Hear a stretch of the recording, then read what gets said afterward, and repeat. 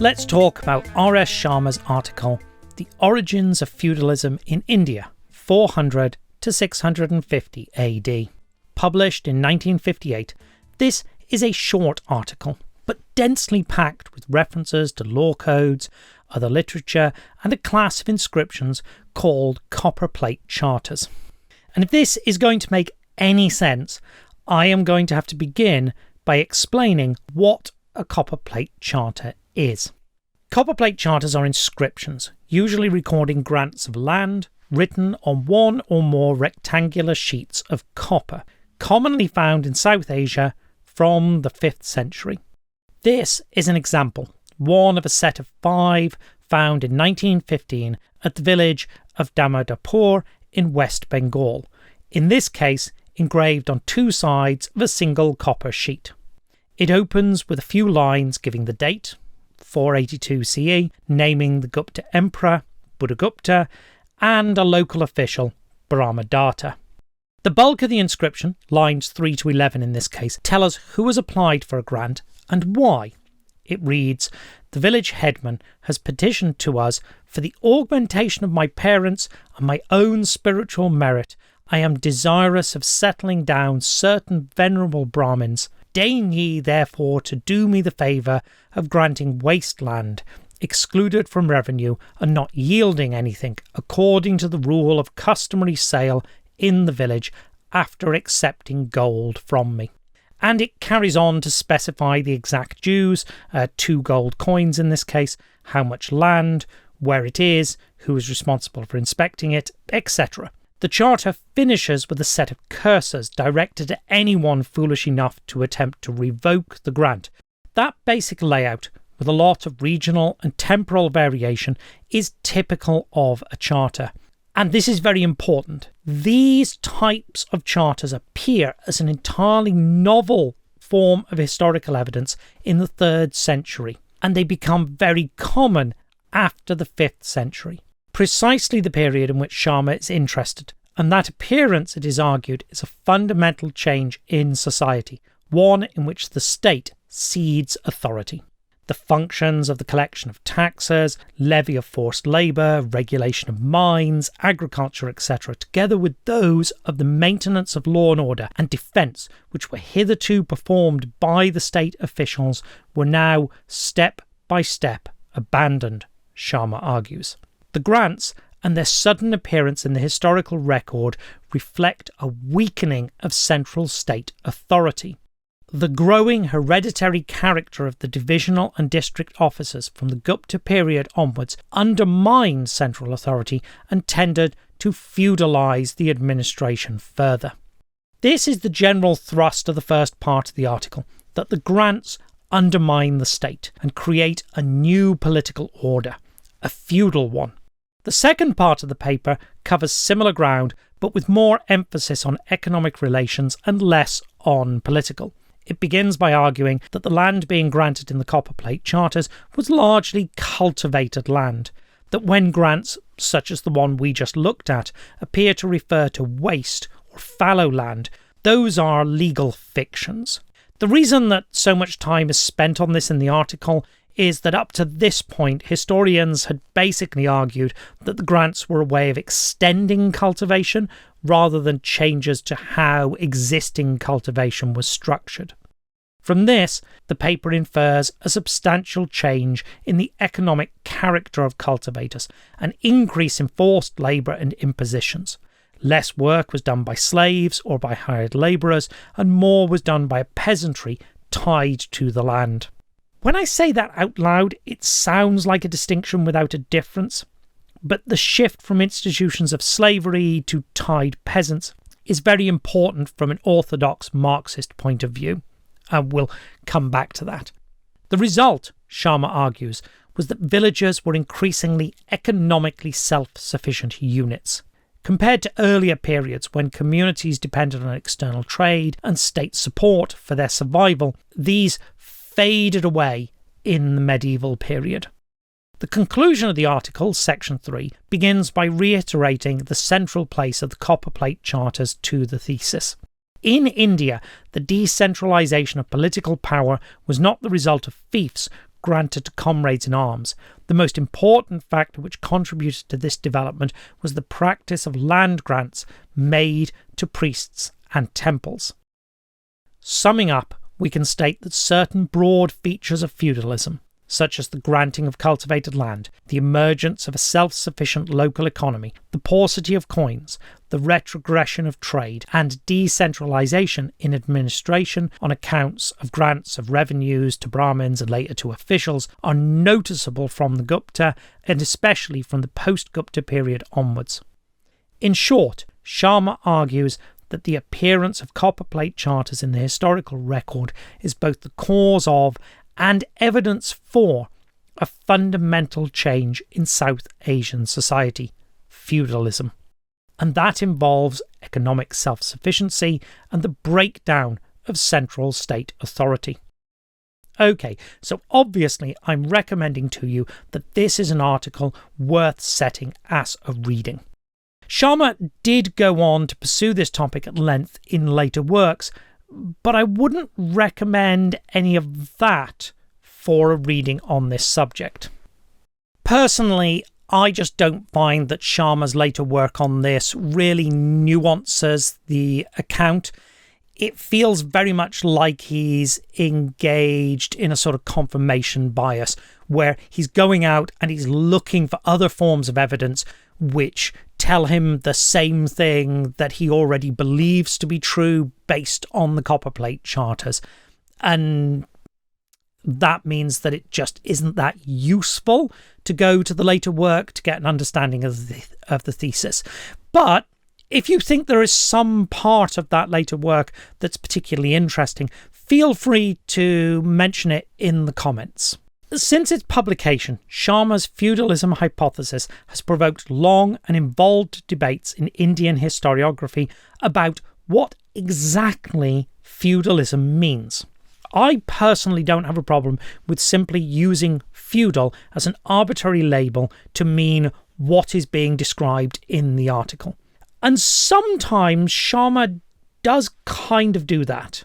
But generally, the term is used deliberately in order to draw a connection with a similarly named phenomenon in Europe, and particularly with the theoretical concept of feudalism in Marxism. This is complicated. So with a danger of caricature, the Marxist view is that feudal societies develop out of societies with institutions of slavery as a result of historical processes inherent to the long-term development of those societies. Slavery is a necessary prerequisite and also the inevitable precursor of feudalism. That kind of stagist conception is obviously based on European history, and it raises a lot of questions of how the relevant stages relate to our evidence for the classical and early medieval periods in Europe, and also how those then relate to the early historic and medieval periods in South Asia. Take this response by Mukhia. If one speaks of European peasants' dependence on the lord, it is primarily because such dependence had become rooted in his very conditions of labour. The nature of forced labour in India, of which there is considerable evidence throughout her history, is in its very essence different from the one in Europe. For in India, it was very rarely used for purposes of production. In order for us to evaluate Mukhia's response, we need to ask if it is right about Europe, if it is right about India, and if it is correctly reading Marx in terms of what the relevant criteria and relationship to each other are. Once we try to engage with Sharma's thesis in this way, we have 9 different moving parts, all of them complex and difficult historical problems. And yes, there absolutely are issues with the particular examples Sharma gives. Let us take, for example, irrigation. Though not central, at one point Sharma discusses a change in irrigation practice, referencing Megasthenes, the Arthashastra, and the Junagadh inscription of Rudradaman, which are all early historic, as evidence of the state taking responsibility for irrigation, while in the later law code of Brihaspati, it is a local responsibility assigned to guilds. There we appear to have evidence for the state having responsibility for something early and then gradually losing that responsibility to a more local, non-state authority. But, and there is a major but here, Sharma ignores that the Junagadh rock contains 3 inscriptions, all of which serve very similar functions of extolling the achievements and virtues of kings, and all apparently recording work undertaken at the nearby lake. The first is a set of Ashokan edicts from the 2nd century BCE. The second is the Ruduraman 2nd century AD inscription, but the third is an inscription of Kumara Gupta from the 5th century. So when we look at the same type of evidence, we have exactly the same activity in both the early historic and the medieval. It's only when we compare different types of evidence, as is done in the article, that we get different types of answers. That's a case of simply disagreeing with the interpretation of the evidence as it was available in 1958, and I'm going to come back to it in a moment. But I also want to draw attention to the fact that we have a lot of new evidence since 1958. At least 2 sources spring to my mind in this case. Today we have a very large corpus of Gandhari inscriptions in the northwest, all from the early centuries CE, which include various cases of private well constructions. And we also have long-term evidence that we can compare. For example, there's been decades of landscape archaeology in the region around Sanchi, and a particular emphasis in that is on irrigation. I would guess that we have more data available since 1958 than existed in 1958. That is a peripheral topic. Could Sharma really be wrong about the central thesis?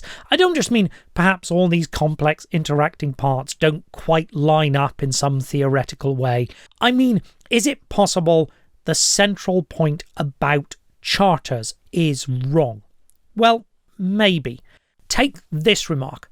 Although Kautilya lays down that ministers and soldiers should be hereditary, we have hardly any contemporary epigraphic evidence to support this. But the inscriptions of the Gupta period show that the posts of the Mantrian and the Sachiva who served with the Gupta emperor were hereditary. The problem here is confusing an absence of evidence with an actual absence. Except for Ashoka's edicts, we have virtually no inscriptions from the Mauryan period, the period Sharma assumes the Arthashastra is describing, and particularly no copper plates, whereas there are a lot of inscriptions from the Gupta period. And that might seem just a little clumsy, but it cuts right to the heart of the thesis. Sharma's view of feudalism, his account of the medieval period, his account of the early historic, and the causes of the change he supposes to take place between them, they all centrally rest on the absence of copperplate charters in the early historic and their ubiquity in the medieval. Sharma infers from that change a fundamental social change. But what if the only thing that changed was that people started engraving their charters on copper? What if they'd previously done exactly the same thing, but they had recorded them orally or on perishable materials which don't survive? What if nothing changed except our evidence? And that sort of thing really does happen in history. Sometimes people change how they record things without changing what they do. And it creates the appearance of a profound change where only a trivial one had actually occurred. The feudalism hypothesis is fundamentally a question about how we interpret evidence. So in reading it, that is where the focus needs to be. What can the evidence tell us? Anyway, I think that's a good place to finish for today. Sharma was a talented historian, and his discussion of feudalism has provoked half a century of debate over what the term means and its applicability to South Asia. I would recommend it as a worthwhile reading, even perhaps in a course on medieval Europe. It raises important questions about how to compare different places and periods, about the nature of historical change and the applicability or testing of theoretical concepts, and about the nature of historical evidence, which I will leave you to mull over. For now, thank you for listening.